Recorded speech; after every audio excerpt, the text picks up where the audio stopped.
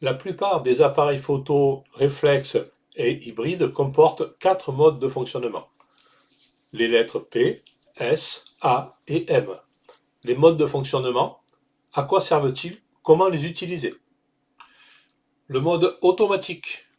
Je vise et j'appuie. L'avantage du mode automatique est de vous permettre de vous concentrer sur un autre sujet, comme la lumière, le cadrage, la composition, sans être en permanence en train de chercher le bon réglage. En fonction de votre sujet, l'appareil photo choisit lui-même les bons réglages de vitesse et de diaphragme pour avoir la plus belle photographie.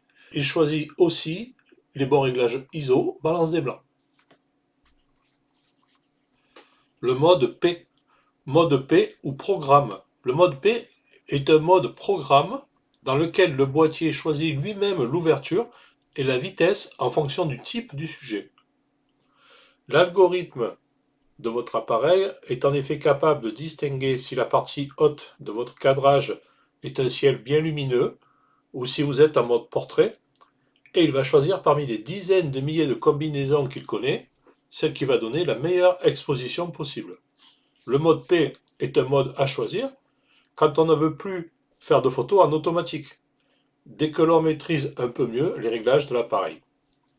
Le mode P est débrayable, c'est-à-dire que l'on peut changer les paramètres qui ont été choisis par l'appareil pour prendre la photo.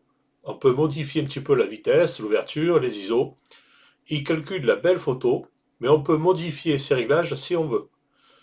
Le mode P permet donc de comprendre doucement les réglages de la photographie, les effets qui en résultent. Faites des essais, passez en mode P et changez les réglages préconisés pour constater les différences.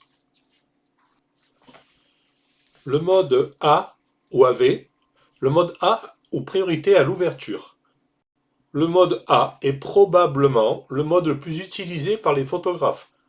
Il permet de fixer l'ouverture, donc de choisir la profondeur de champ, et l'appareil règle de lui-même la vitesse d'obturation pour avoir la meilleure photo possible.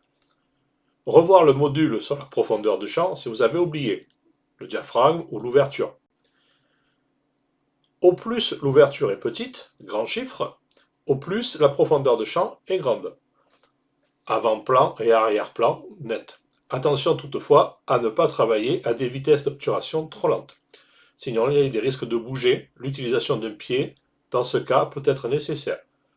Dans le module La vitesse d'obturation, je parle de cela. Le mode S ou TV. Le mode S ou priorité à la vitesse. Le mode S est le contraire du mode A. Si votre sujet est dynamique, photo de sport, d'action, vous choisissez la vitesse afin d'éviter au mieux le flou et l'appareil calcule l'ouverture. La photo est correctement exposée. Le mode S est pratique si vous êtes en train de suivre du sport, une course de voiture ou tout autre événement dynamique. Sinon, il est très peu utilisé. Le mode M ou manuel. Le mode M est le mode qui vous donne toute liberté de contrôle sur vos réglages de la prise de vue. Le mode M vous autorise tout. Le mode M permet toutes les variantes possibles et aussi celles qui font de très mauvaises photos.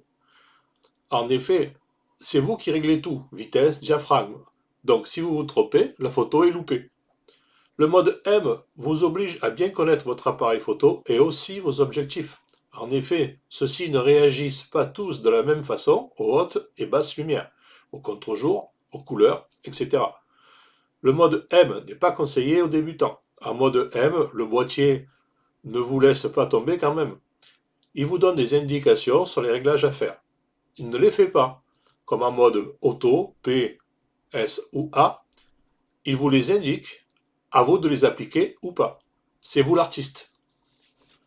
Le mode bulb, c'est le mode d'exposition pose longue ou pose B. C'est le mode d'exposition qui vous permet de prendre des sujets qui nécessitent des temps d'exposition longs ou des sujets où il y a un manque de lumière. Attention, la photo doit être prise avec un trépied pour ne pas bouger. Le sujet doit être fixe. La pose longue permet aussi de prendre des photos plus artistiques, avec de légers flous ou des effets de rideau, faire du light painting, etc. Suivant les boîtiers, le mode bulb ne se retrouve pas sur la petite molette, mais on peut régler avec une autre molette et venir en mode bulb. Il peut exister, suivant les boîtiers, d'autres modes, des photos 4K, des photos HDR, des photos rapides, des photos panoramiques. Référez-vous au manuel d'utilisation de votre appareil photo.